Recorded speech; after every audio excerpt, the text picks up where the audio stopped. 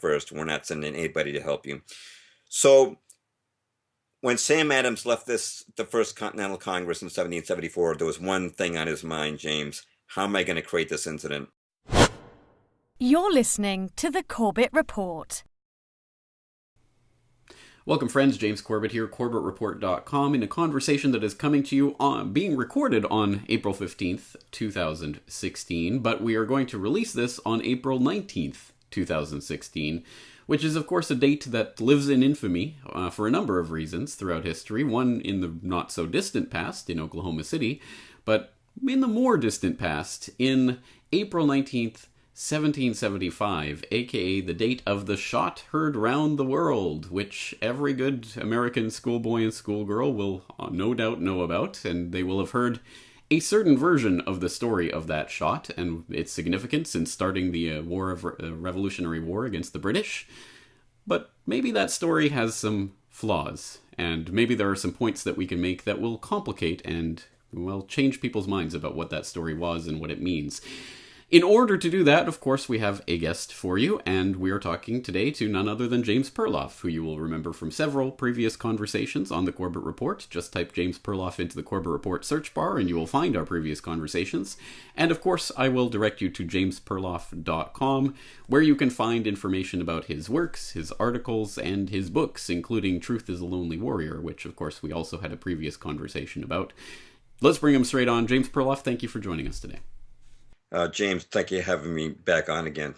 All right, let's get into this conversation. And I think before we start the conversation, as I noted, there are a lot of people who already believe that they definitively know what took place on April 19th, 1775, because they have been taught it their entire lives. And a lot of people have their identity invested in the story of what happened to start the Revolutionary War, because it touches on a very, very important issue for American patriots. I'm sure there are some of them amongst the members of our audience. So, first of all, if we question April 19th, 1775, does that mean that we are against the spirit of the revolution and the founding fathers and liberty, and does this mean that we're ungodly communists? It sure does. As a matter of fact, I've done just one show on this. So this is going to be a very, very unique program. This is going to be the first show that has actually debunked the Battle of Lexington as a false flag. And we're even going to debunk part of Paul Revere's ride. And the one show I allude to, the host of that show was afterwards called a communist. I was called something worse. The host of the radio station called me up 15 minutes after the show and said some unkind things. He said, attacking the founding fathers serves no useful purpose. But he only heard the very end of the show. And when I gave him the full context, he was much better with it. But another person who read my article, which tonight's broadcast is based on, Secrets Buried at Lexington Green, came up to me and said, so you're against the Bill of Rights, are you? Because, James, there's this equation of founding fathers equals rights in the minds of Americans. And so they've become sort of untouchable. And what I want to point out is something that a lot of people don't know is that what we see in the Bill of Rights, Americans had that basically before the Revolutionary War. We were an ocean away from the British. There was no police state here. People said what was ever on their mind. They had freedom of speech. They could say King George stinks if they wanted, and nothing was going to happen, at least government-wise. I know Christians who have had tears in their eyes saying the Revolutionary War was fought so we could have the choice to go to what church we go to. But the truth is, it is true. But we had all denominations in America at that time. We had Congregationalists and Presbyterians and Methodists and Anglicans and Baptists, and we had Quakers in Pennsylvania and Catholics down in Maryland. And King George III wasn't telling anybody what church to go to. So it wasn't about that. The right to bear arms. This surprises people, but the Englishmen had their own Bill of Rights written in 1689, and that included the right to bear arms. Let me quote it. That the subjects which are Protestants, a little limited, right, may have arms for their defense suitable to their conditions and as allowed by law. And just to take one more example, the right to a trial by jury, that was embedded in our code of ethics. Now, it's true that the British disallowed that for violations of customs duties, but that's because they knew that if a jury of 12 Americans tried an American for violating British customs laws, they're going to find him innocent every time. They'll never make a dime off their customs regulations. So you had to go to an admiralty court, like you go to a traffic court for breaking a traffic law. But if you committed a murder or other major offense, you got a jury trial. So these basic rights we see in the Bill of Rights, most of them, I'm not saying all of them, most of them were already there, and that's not what the revolution was really about. So we're not into attacking rights, but we do want to scrutinize the Battle of Lexington, and we don't want to hold the founding fathers as being above critical analysis. Absolutely. And as you mentioned, you do have an extensive article up on your site about this that, of course, we'll be linking to in the show notes, The Secrets Buried at Lexington Green, where you go through the information that we're going to be detailing here tonight. But let's start to bring everyone onto the same page. Again, I'm sure the American listeners will not need a lot of introduction to this, but Canadians like myself and others in the audience will not have learnt this as youngsters. So tell us the context of the Battle of Lexington. What was it about, and why is it important? Here's exactly what happened. The year was 1775, and the British were occupying Boston. Now, why were they occupying it? It was because of the Boston Tea Party. The king and the parliament had demanded that Boston make good on the damaged goods, and under the control of Sam Adams, the political boss of Boston, the Bostonians refused to do that, so Parliament ordered the city of Boston closed, and that required a military occupation under General Thomas Gage.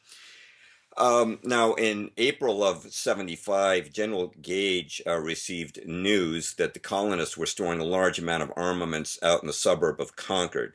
And I should remember something for our audience here, James, which is that by 1775, Boston had been divided into two camps. The loyalists in the suburbs and in New England were getting persecuted for their loyalty to the crown. So they're fleeing to Boston to get into the protection of the king's troops.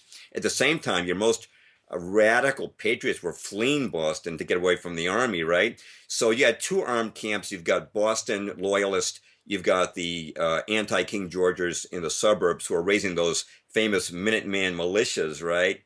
And in April of 1775, General Gage assembled 700 foot soldiers at 9 p.m., the 18th, to march to Concord to gather up these armaments. This was simply a military maneuver. He wanted to neutralize these munitions because he was told they were going to be used against him by a colonial army.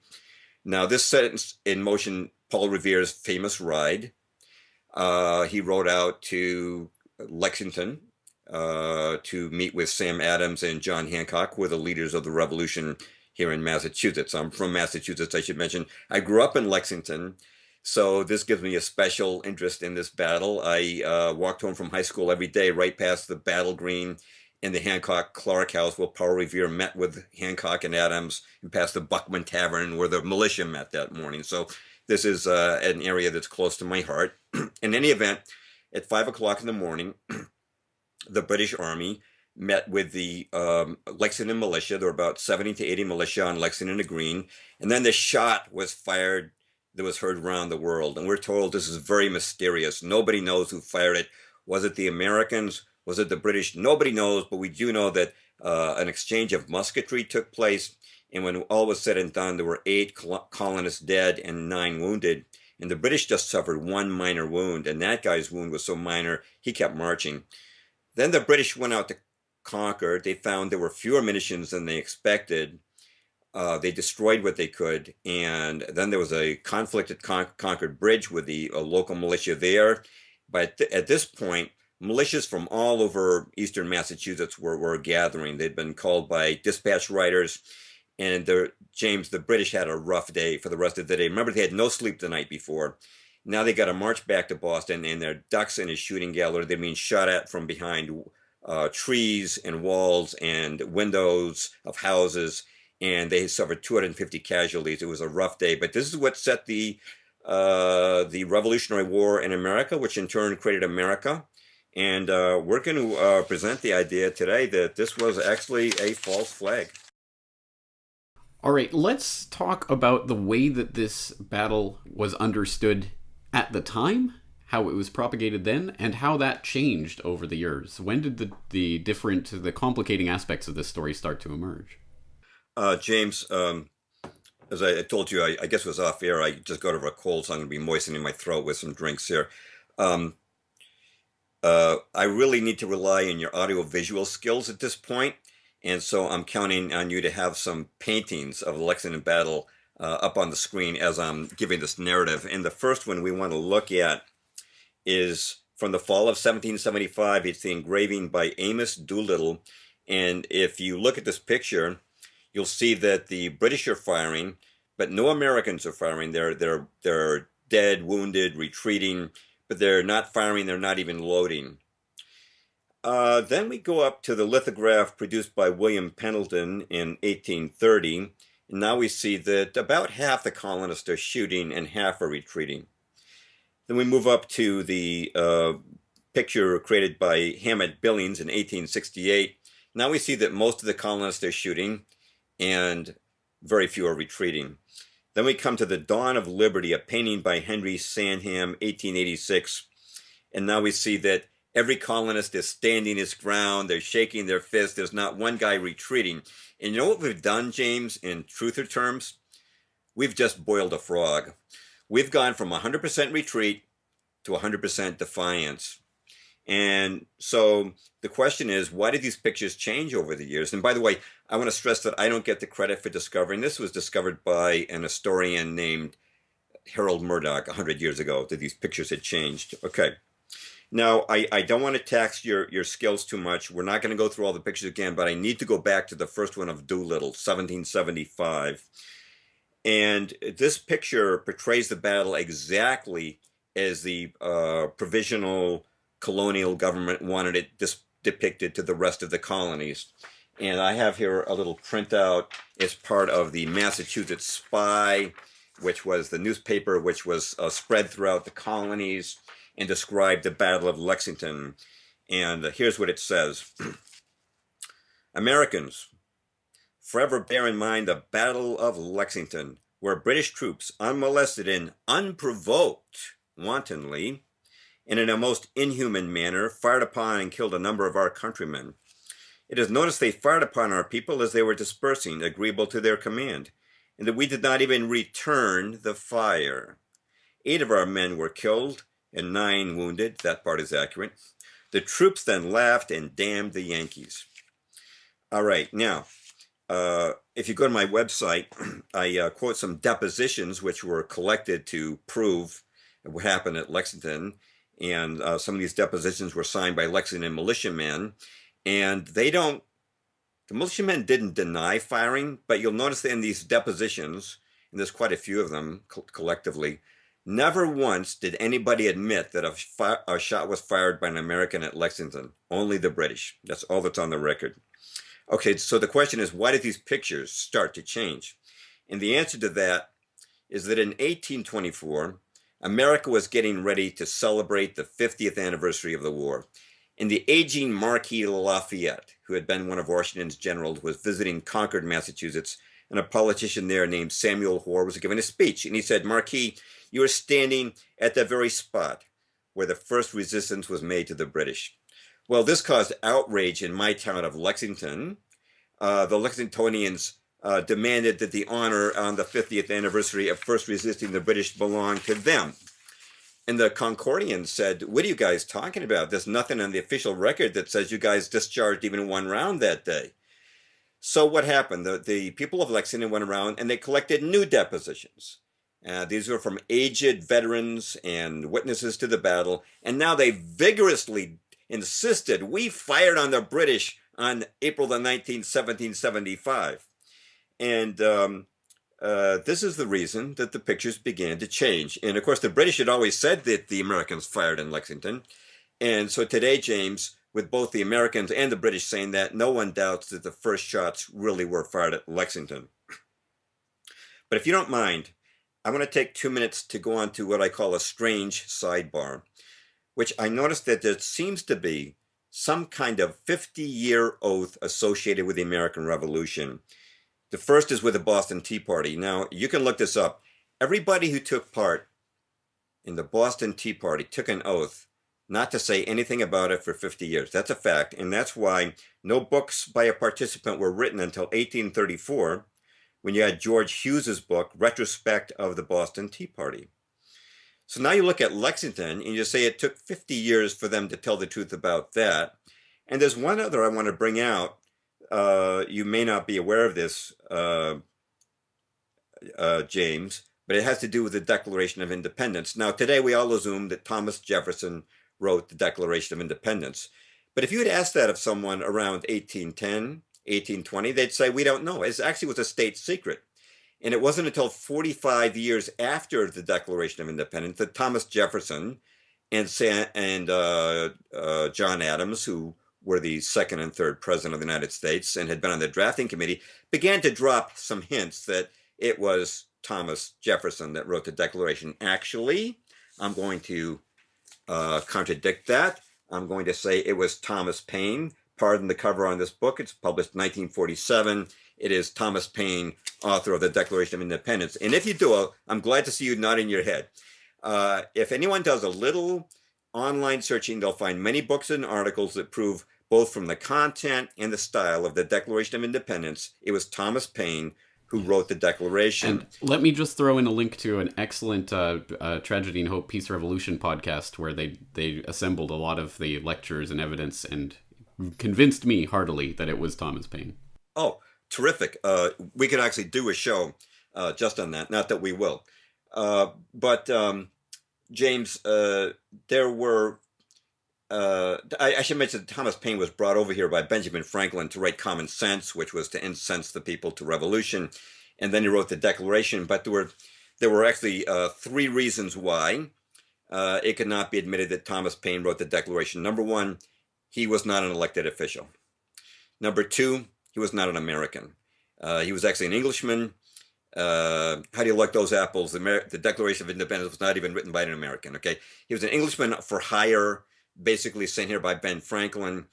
And after the war, he returned to England, and later he went to France and joined the French Revolution and even sat in their French Assembly during the Reign of Terror. But the main reason I believe that Thomas Paine could not be admitted as the author of the Declaration of Independence was that he wrote a book in 1795 called The Age of Reason, which attacked Christianity. And since we had a large Christian population here in America, it could not be acknowledged that the Declaration was written by an enemy of Christianity, which he was very vividly in that book.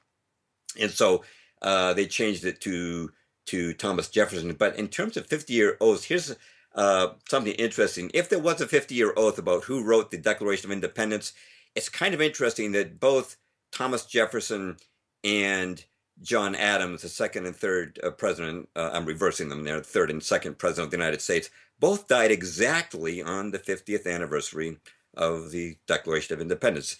They both died on July the 4th, 1826. I always kind of romanticize that, and maybe we should just keep romanticizing it. But it does seem there is some sort of 50-year secrecy associated with the beginnings of America.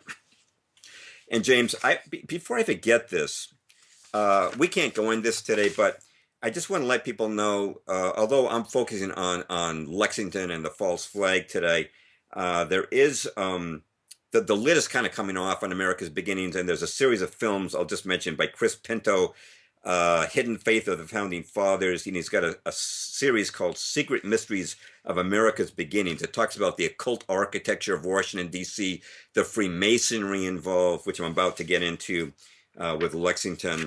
And so there's a lot of the onions being peeled off the Founding Fathers, and I think it's time that this did come out. But let's get back to Lexington, and our next question should be, although I don't mean to direct the conversation too much here, but if the Americans admit now they fired at Lexington, our next question should be, who fired first? Absolutely. And in fact, that was going to be my next question. So, okay. Who did fire first, and how do we know? The Americans fired first. And I'm saying this even though I've never been to Britain. I'm not pro-British, and I certainly don't, by the way, I'm not in favor of America returning to British rule or some ridiculous thing like that. Okay. There are three reasons I've been pointing out why the British reports are more likely reliable than the Americans. And the first is that the British admitted that they fired at the subsequent Battle of Concord first. At Concord Bridge, the Americans rushed down, confronted the British. The British sentries were nervous and they opened fire, and the British admitted this. So why would they tell the truth about Concord and lie about Lexington? That's number one. Number two, some of the British in that army kept diaries, which were not intended for publication. In their personal diaries, they said the Americans fired first. So why would they lie to themselves? And here's something, James, maybe somebody in your audience knows this, but I have never seen a diary or a personal letter written by an American who witnessed the Battle of Lexington, not forced deposition for political motives, but just a personal diary that says the British fired first.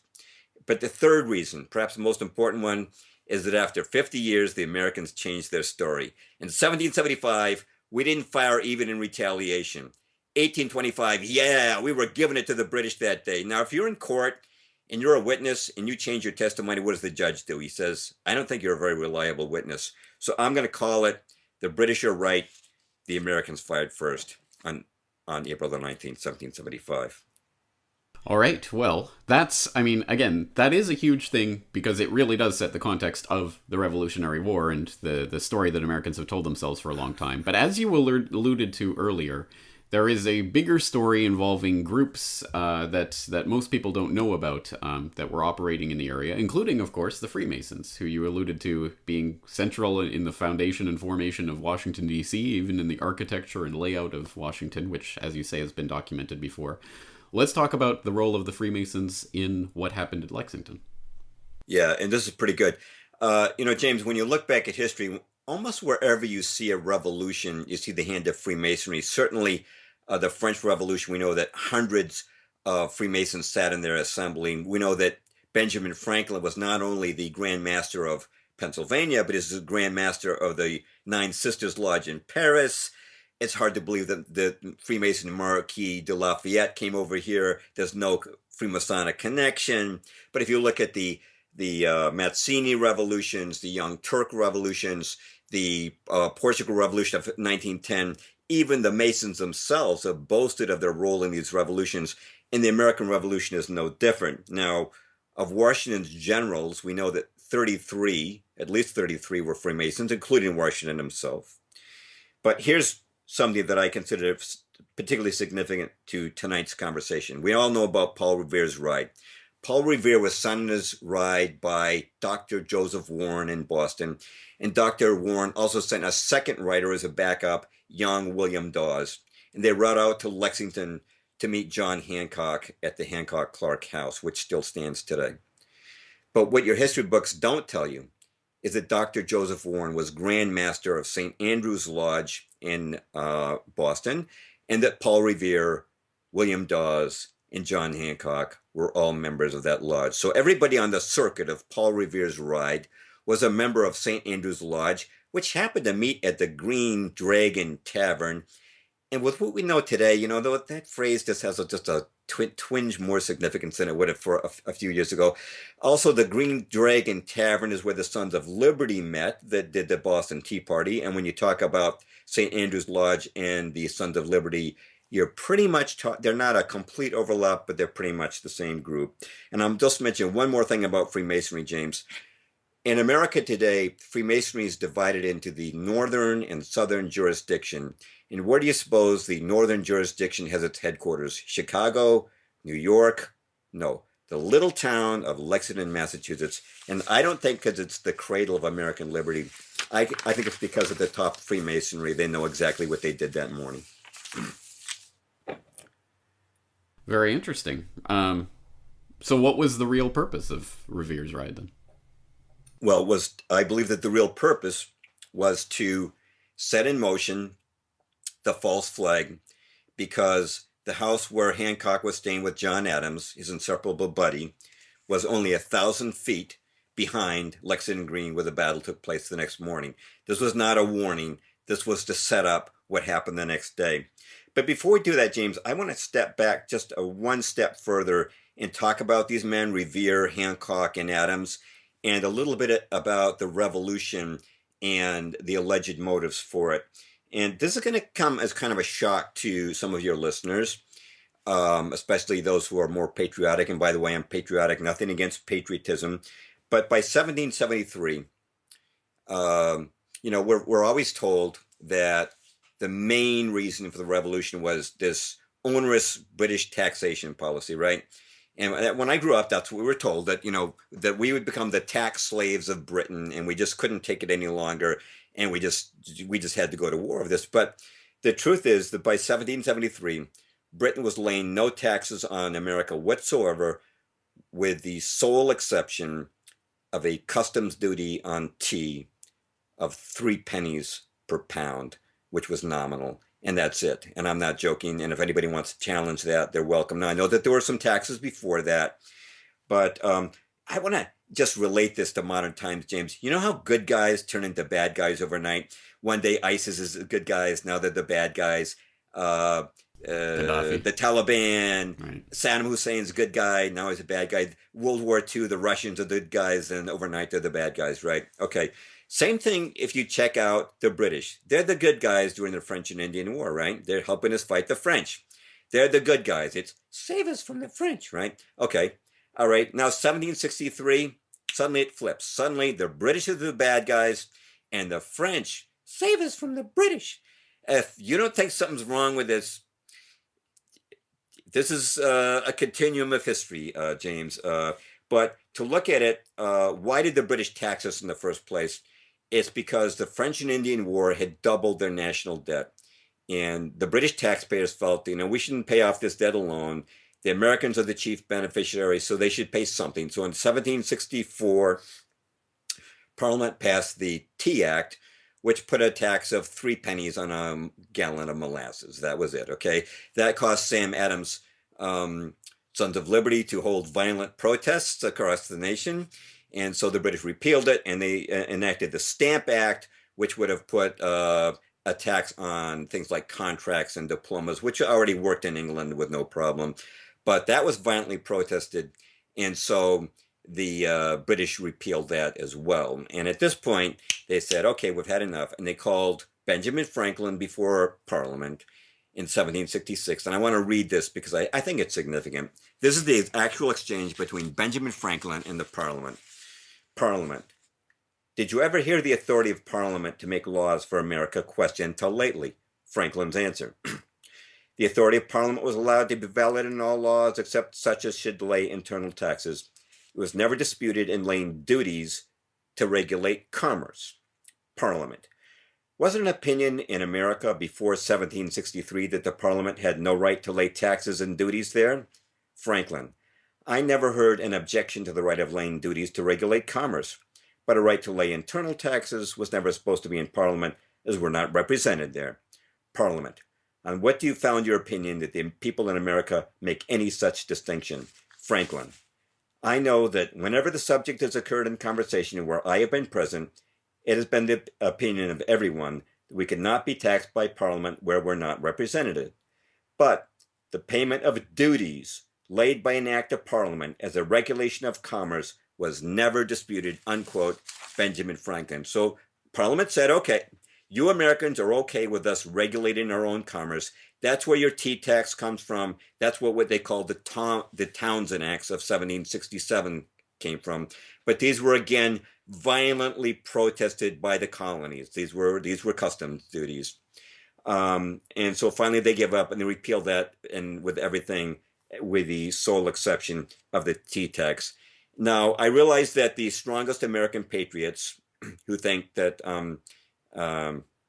being too soft on the British will say, but they didn't have representation. That was the big deal. That was a big deal, even though these taxes were pretty small. And by the way, James, American taxpayers today, they pay income on their wages, state income tax, real estate tax, excise tax, sales tax, Medicare tax, Social Security tax. King George III was taxing none of that. Very, very mild by comparison.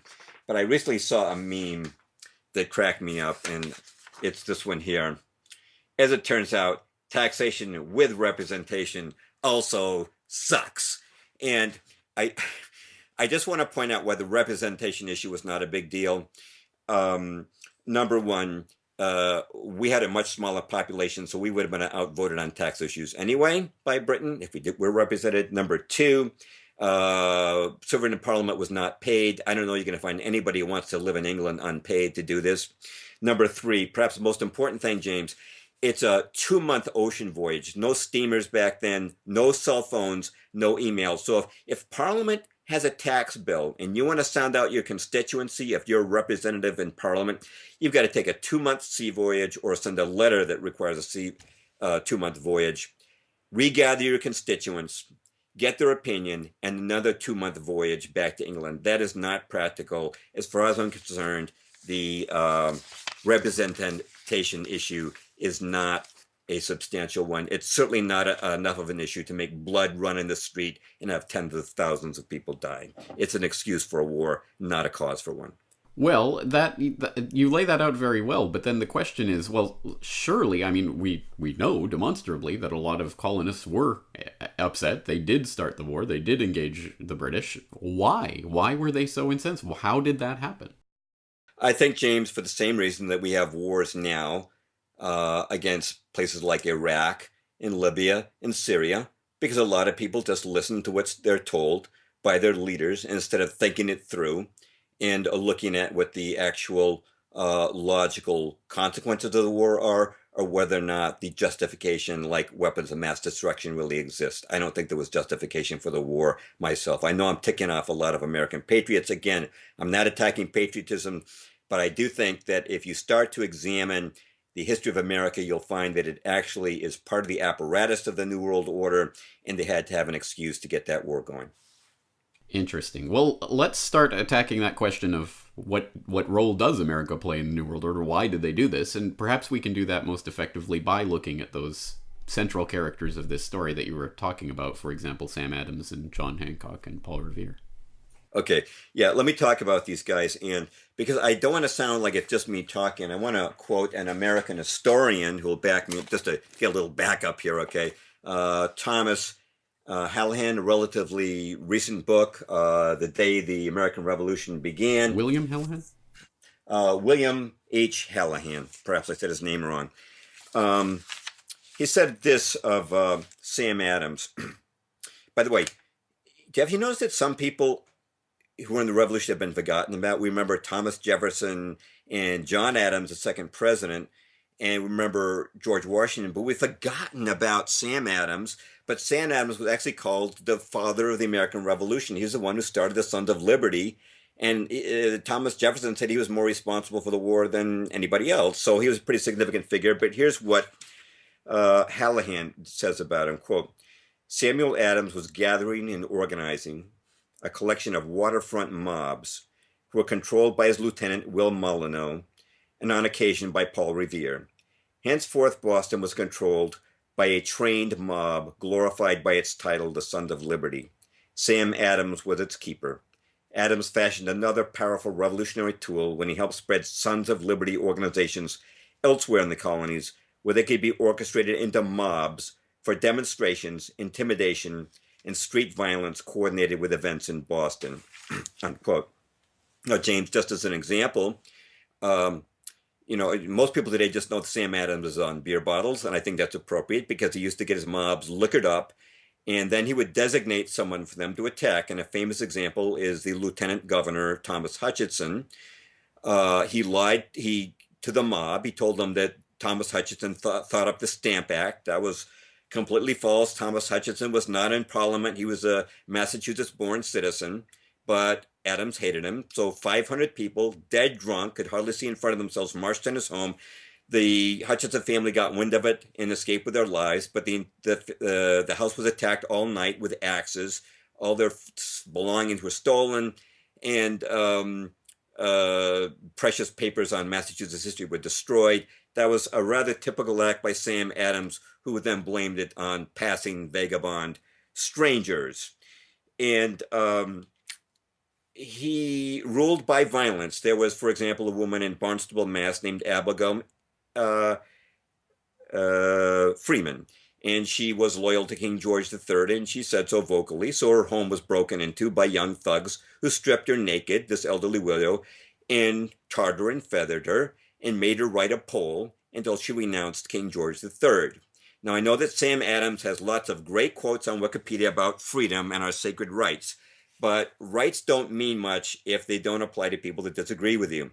We also had a newspaper in Boston called the Boston Chronicle. It was founded by John Mine, who founded the first circulating library in Boston, and it criticized Sam Adams, especially his associate John Hancock, for trading with the British when all the other merchants in Boston who were not friendly with Adams were required to not trade with the British at great loss to themselves. So he was attacked on the street by 20 thugs with clubs, and his office was ransacked, and he was forced to flee Boston, and there went freedom of speech.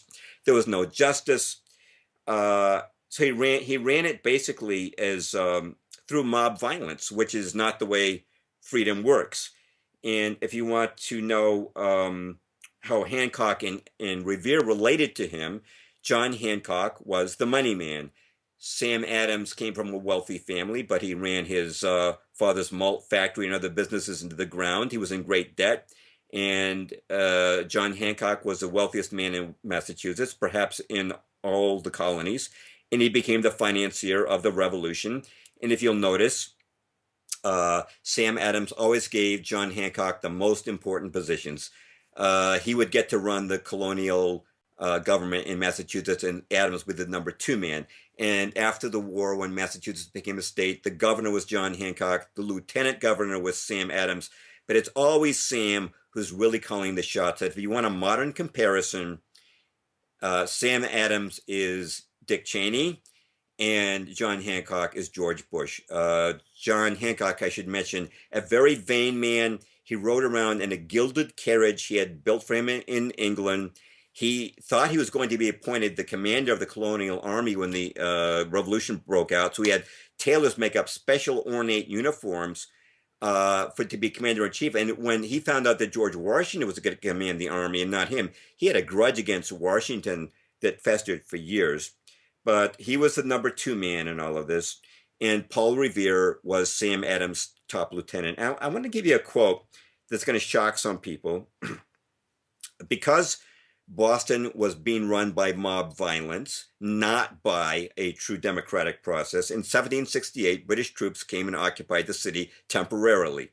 And I'm going to read you a quote from Captain Granville Evelyn of the British Army, written to his clergyman father back in the UK. He said, quote, "Our arrival has in great degree restored that liberty that they have so long been deprived of, even liberty of speech and security to their persons and property, for which years past has been at the mercy of a most villainous mob," unquote. Captain Evelyn of the British Army. That's a quote you never saw in your American history books. You certainly didn't. How does Revere relate to this pair? Well, he helps run the mobs, and he's an excellent horseman, and he carries the messages for them. But he is one of their top lieutenants, carrying out instructions. He was the best horseman around, and I can tell you that on the night of April the 19th, 1775, James, he would have won the Kentucky Derby. The British horsemen had to give up. That tried to chase him out of Boston that night, and the horse Brown Bess died from that ride. So he was an excellent horseman. He was a dispatcher, and he carried out, and we're going to talk about some of Paul Revere's right. It's going to get pretty interesting for us. And before we talk about the Battle of Lexington, James, I know this is a long interview, but we're talking about something that most people have never heard before. It's pretty unique. I want to talk briefly about the Boston Massacre, which I know most of your American listeners have heard of, because it was the prototype that generated what was intended to be called the Lexington Massacre. So if you go on Wikipedia or other sources, you'll find one of the trademark quotes of Sam Adams was, quote, "Put your enemy in the wrong and keep him so is a wise maxim in politics as well as in war," unquote. So these British troops that came to occupy Boston in 1768, as you can imagine, what Sam Adams wanted to do was to get rid of them, and he had to have a pretext. So on the night of March the 5th, 1770, the mobs came out of the taverns, summoned by the bell as usual, and they were gathered together, and on King Street, they surrounded the lone British sentry guarding the customs house. that sentry called for help, and the nearby barracks held some troops. Captain Thomas Preston and 7 soldiers came to his rescue. And at this point, it's late at night, but you have 9 British soldiers who are surrounded by a mob of 300 to 400. They close in on the soldiers. They're pelting them with rocks and concrete and or pavement, I should say, snowballs and ice balls, and they're hitting them with clubs at the point of crisis. And they're also yelling fire, fire at the soldiers because they know they're under orders not to fire at civilians. Finally, one of the soldiers who's knocked down by a club got up, shot his assailant, and others did so. 3 were killed, 3 in the mob were killed, 2 were mortally wounded. And this became known as the Boston Massacre, which I think is something of a hyperbole for 3 dead and 2 mortally wounded. But in any event, the very next day, Sam Adams and John Hancock formed a commission demanding that all British troops be removed from Boston, and they collected depositions, just as they did after the Boston incident, to prove what happened. Well, Sam Adams envisioned that the British troops would be hung from the gallows for murder, but fortunately, his second cousin, John Adams, who became our second president, ran the defense for the British. And he got the jurors from outside Boston, which is a very wise move. And he got testimony from 35 people that there had been a plan in advance to attack the British that night. And the real blow for Sam Adams came when one of the mortally wounded men, Patrick Carr, confessed on his deathbed, made a deathbed confession. He forgave the British soldier who shot him, saying he'd done so in self-defense. And he said that in his native Ireland, he'd never seen British soldiers show such self-restraint as they had that night. That killed the case. Nobody's hung from the gallows. But Sam Adams learned a lesson, which is don't let these cases go to trial. The next time this happened, there ain't going to be no trial. There's just going to be our depositions, and that's what happened.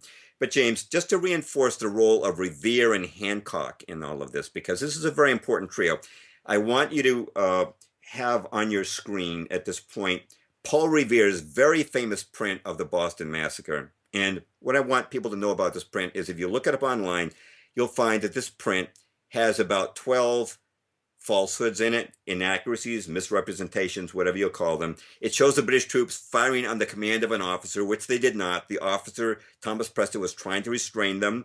It shows an orderly volley, which it was not. It shows the British are smiling and enjoying killing the Americans, which they were not. It greatly decreases the size of the crowd. It shows it happening in broad daylight when it was late at night, and so on and so forth. And actually, there was an artist named Henry Pelham who claimed that Paul Revere stole that picture from him anyway.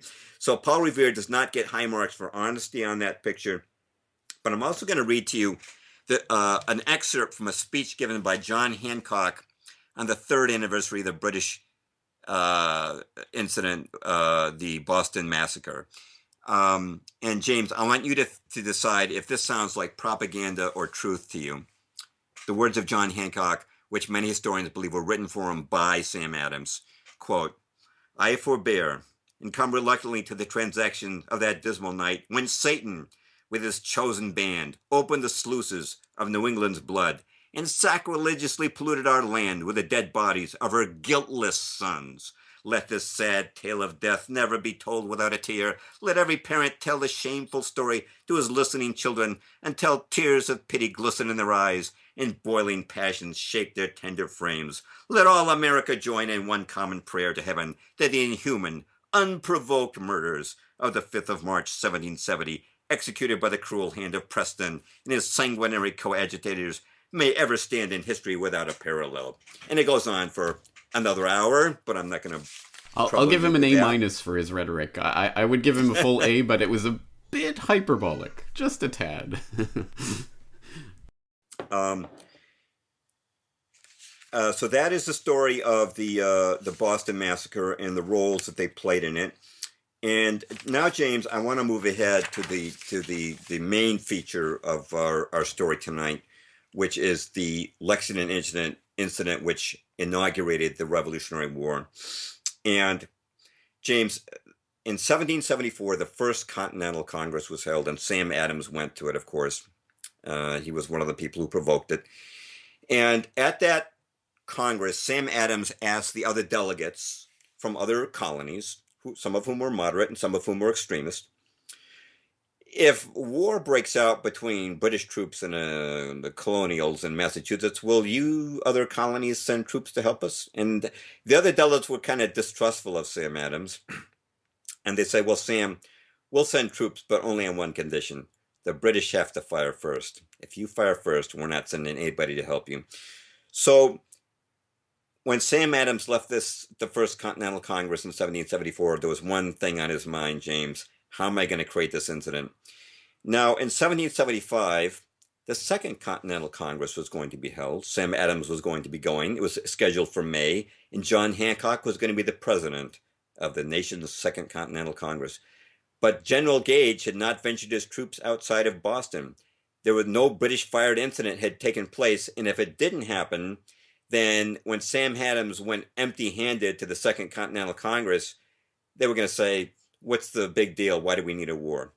So let's talk about Paul Revere's ride. General Gage had received exaggerated reports of the amount of munitions being held in Concord. Some of them came from a controversial agent named Dr. Benjamin Church, who people's true loyalties debate to this very day. Revere rides out, and what we've been told is, famously, as he said, the redcoats are coming, the regulars are out, alarming the countryside, and that he went to Lexington to meet Sam Adams and John Hancock to warn them that the British were coming to arrest them and they'd best make off. And I'm going to dispute that, James, for several reasons. Number one, if you're going to arrest a couple of men, 700-foot soldiers seems like a very inefficient way to do that. If I was General Gage and I wanted to arrest them, I'd send out a secret group of cavalrymen, a small group, and do it in secret. I wouldn't send 700 marching troops to do that. Number two, we have a copy of General Gage's orders to Lieutenant Colonel Smith, who commanded the expedition. It makes no mention of arresting Adams and Hancock, although I should mention that he had been authorized by Parliament to arrest revolutionary leaders, though he never did so. He knew it would agitate the American public. Thirdly, when the British arrived in Lexington, they never made any movement in the direction of the Hancock-Clark house. They weren't the least bit interested in it. And also I should mention that Hancock and Clark actually had known, even before Revere arrived, they'd known since 9 o'clock the previous evening that the British were coming, and they were in no hurry to get out of there. They didn't leave until a couple of hours before. So there's no special alarm on their part that they're about to be arrested. James, they're in a house 1,000 feet behind Lexington Green. I used to take that walk every day when I left high school. It takes about 4 minutes.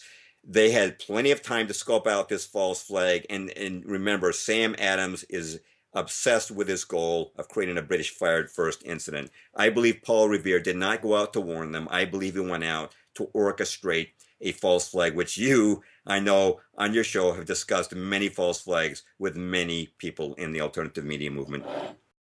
All right.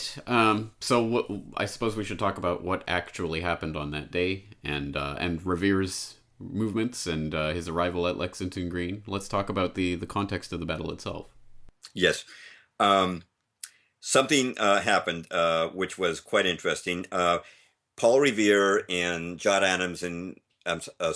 Adams and John Hancock all left the Hancock house about 2 hours before the British arrived in Hancock's gilded carriage.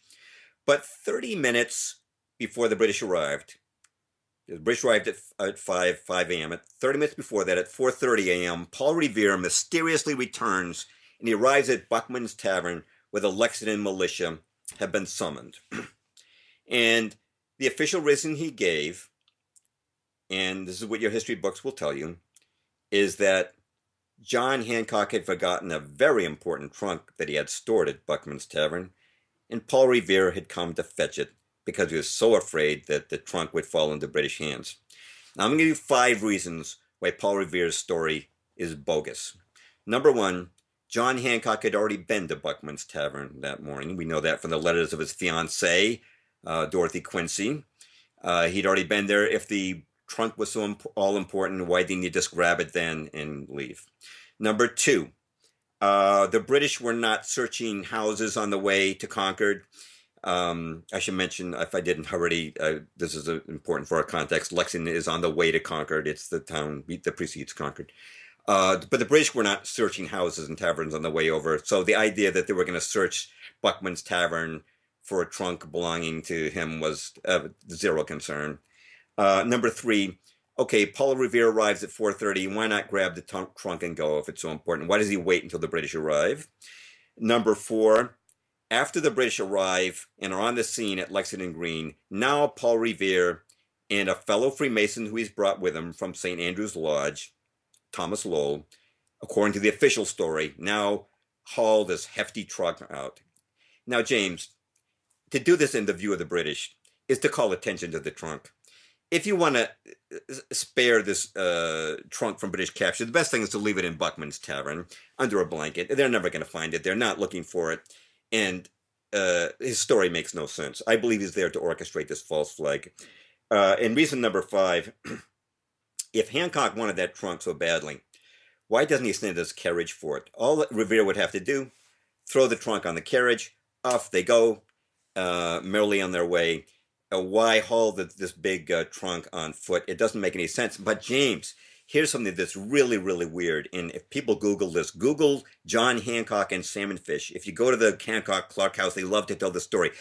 According to the official story, John Hancock got hungry that morning, the day the American Revolution began, and he sent his trunk back to the Hancock-Clark house to get a salmon fish for his breakfast. Now, why would you send a complete trunk to carry a little salmon fish, but you don't send it to get this big, heavy trunk? It really makes no sense at all. I have a theory on what was really being carried by that trunk, but I can't prove it.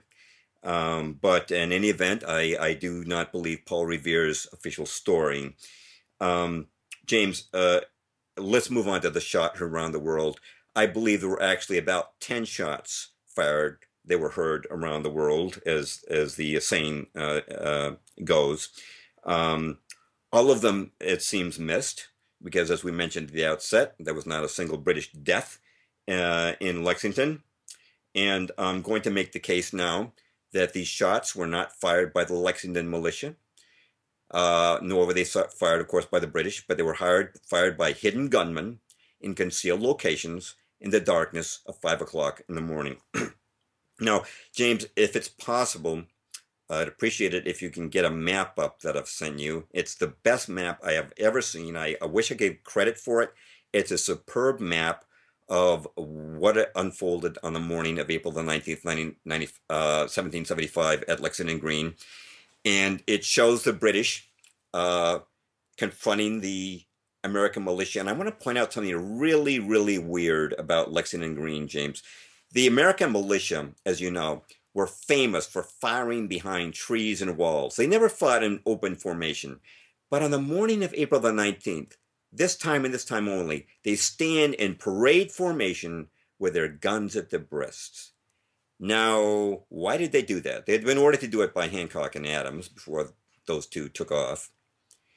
But why? Well, the British are being given no choice. They've got 70 armed militia on the green in front of them. They can't continue to conquer and leave these guys on their flank, so they move left and right to flank them.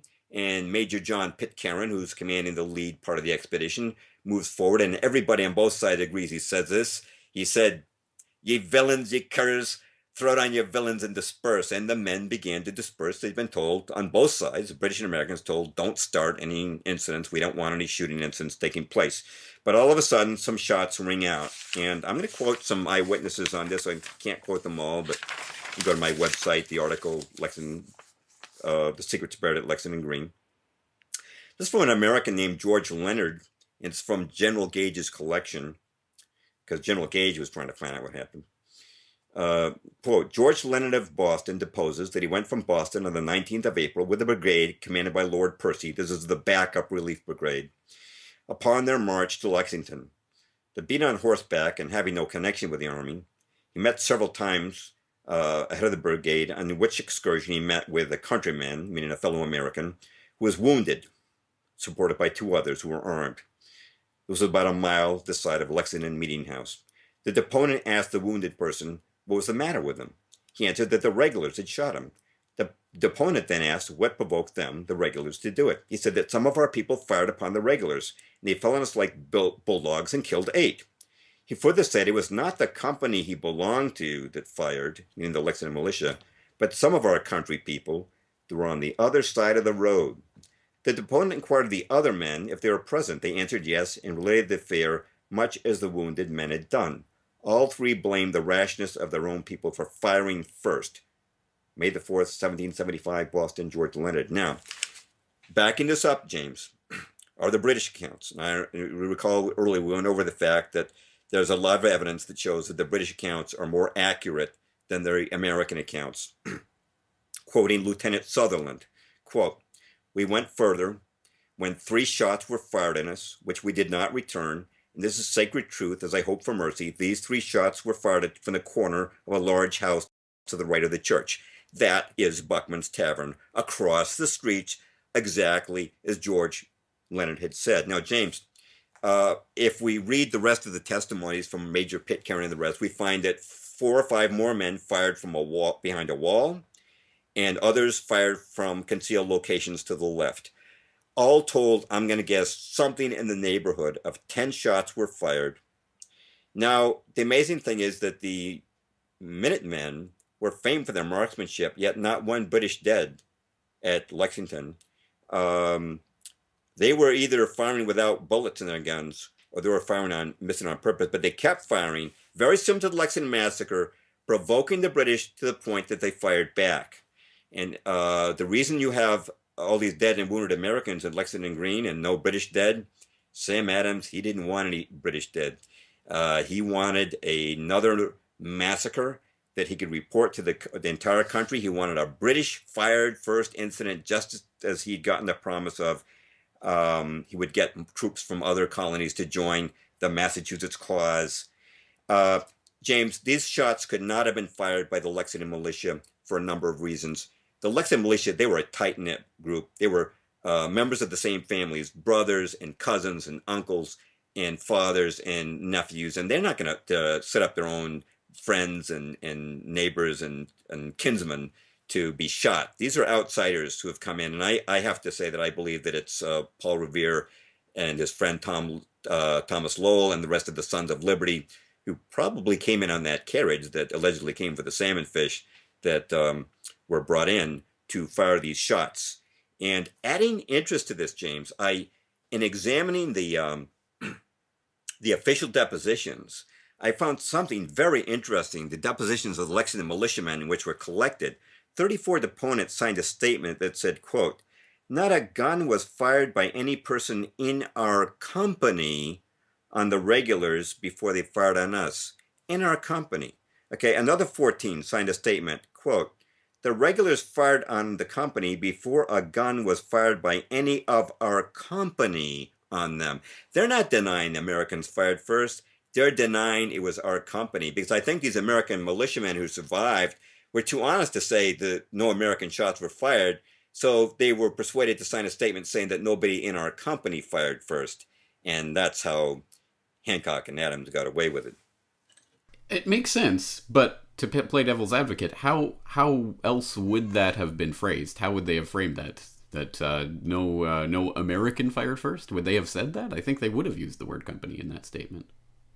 I think that they would have said countrymen, as George Leonard did. They said our countrymen rashly fired from the other side of the street. I think these depositions were carefully guided. In fact, I want to read, this is something I find really interesting. It's amazing what you can find out when you're starting to look online. I found this deposition about the Boston Massacre of 1770, written by a deponent named John Wilson. Quote, "Some small boys coming up made a noise to the soldiers, on which the officer said to them, 'Why don't you fire? Damn you, fire!' They thereupon fired." Now here's a deposition from the Battle of Lexington, 5 years later, 1775, from William Draper, who wasn't even a resident of Lexington. For some reason, he happened to be in town that day. Quote, "The commanding officer of the troops gave the command to the troops, 'Fire, damn you, fire!' And immediately they fired." He's using the exact same words, even though we're talking about two separate incidents, 5 years apart, two different officers. James, to my knowledge, it was not the habit of the British officers to curse their men to get them to shoot. In fact, we know that in both these incidents, the firing was spontaneous. But if you take a look, if I can ask you to use your audiovisual skills one more time and place Paul Revere's print of the Boston Massacre next to Doolittle's 1775 print of the Lexington Massacre, note the similarities.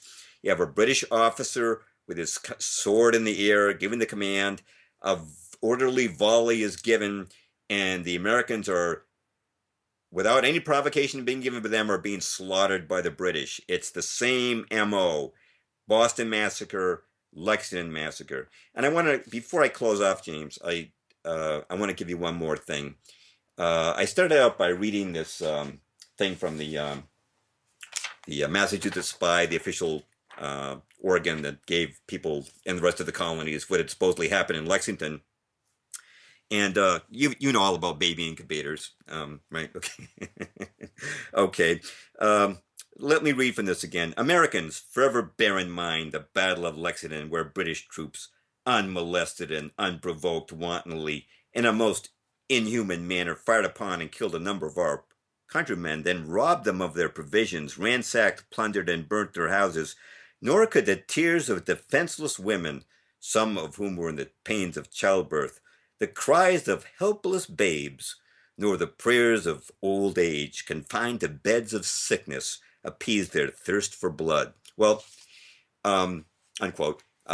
Just to look at this historically, as far as elderly in beds of sickness goes, there was only one elderly man killed by the British that day. He wasn't killed, actually. Samuel Whittemore, 79 years old, did fire on the British. He killed two of them, wounded another mortally. The British didn't know how old he was. They went up and they bayoneted him, but he didn't die from his wounds. He lived another 18 years, and he died at the age of 97. There's your elderly. And as far as the defenseless women, the pains of childbirth, and the cries of helpless babes, well, the only case we know of, the British did burn some houses that they were fired on. If you fired at the British from a house, they would go up and often and burn that house. There was a woman named Hannah Adams who had an 18-day-old child, and the British said, "We're burning this house, lady. You better get out." But that's it. But across the country, Americans were told that there were countless cases of the elderly in their sick beds and the defenseless women and helpless babes being butchered by the British. As it ever was. I mean, war propaganda is war propaganda, and it always looks and sounds and smells the same. Doesn't it? Yes. But, I think for a lot of Americans, including me at one point, I think this came as kind of a shock because I had grown up with this very view of the founding fathers as these sort of infallible heroes of truth. And by the way, I'm not taking a rap here at George Washington or Thomas Jefferson or others. I'm basically concentrating on my state of Massachusetts, which, by the way, Parliament said was more trouble than all the other colonies put together. And I think that probably is true. We had the Boston Massacre, we had the Boston Tea Party, and we had the shots that began the whole darn thing. So this was pretty much a Massachusetts event. And James, I do want to give an acknowledgement, which is very much due here. I want to acknowledge an Englishman named Paul Noble, who helped me when I was researching this article. I wanted to get information about the British perspective on the Revolutionary War, which I found was missing. Paul Noble is a very distinguished Briton, and he helps the UKIP. He's a British nationalist. He's very much anti-EU. He's our kind of guy. He's a great guy. And we must have exchanged about 60 emails about this. You know what happened? He was on a flight home from Singapore, and he was forced to watch the movie The Patriot, made by Mel Gibson. I should mention that I was told by the tour guide at Buckman Tavern that originally Mel Gibson was going to make the movie The Patriot about Paul Revere, but when he found that Paul Revere basically vanished after his famous ride and there was no sign that he was out shouldering a musket with the rest of the troops, he decided that maybe he'd look elsewhere for a hero to make into a Revolutionary War movie. But Paul Noble, I want to thank you for the great assistance you provided me in helping to decipher the events of April the 19th, 1775, which of course open to challenge anybody who wishes to, but the more I study history, James, the more I find that it does follow a definite pattern.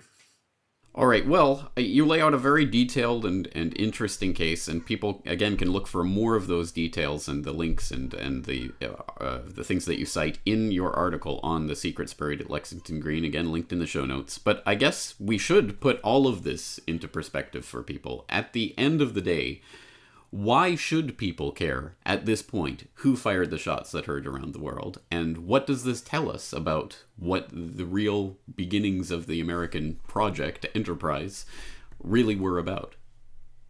Well, I hope that it might inspire people to start to look beyond some of the mythology we grew up in our mainstream history textbooks, much of which has been used to drive us to the current patriotic fervor that still takes place in driving us into wars that we find are so often unjustified in the Middle East for an ultimate goal of a new world order. I think that America was very much part of the inception of America was very much a part of this new world order, and I hope that we might motivate people to look in that direction. And I hope this might also serve as further affirmation that war is a dreadful thing, and that the reasons for war often turn out to be unjustified. All right, well said. I just have two short closing questions. One, given that it wasn't likely salmon that Sam Adams sent his carriage back for, what do you think he was sending it for? Pure speculation. I believe he sent them back to collect the gunman. Makes sense. Question number two. Where can people direct their hate mail and or fan mail? To www.jamesperloff.com. My last name is spelled P as in Peter, ERLOFF. It's jamesperloff.com, and if you go on the welcome page, and you will find the article, The Secrets Buried at Lexington Green. The dead are buried there, but I believe there's secrets buried there too. That secret began to come out, as we've reviewed, 50 years after the fact. Interesting. 50 years. The Corbett Report now has brought out more of the secrets of Lexington. Well, thanks to you for the research, and to Paul Noble for helping you out with that research. Again, a lot of interesting little facts in here that a lot of people won't have heard before. So I hope, again, at the very least, they'll go and review the evidence for themselves. Again, jamesperloff.com. James Perloff, thank you again for another very interesting conversation. Thank you, Corbett. It's always interesting with you. The Corbett Report is brought to you by the Corbett Report subscriber, a weekly newsletter featuring James Corbett's International Forecaster editorial, recommended reading and viewing, discounts on Corbett Report DVDs, and once a month, a subscriber-only video.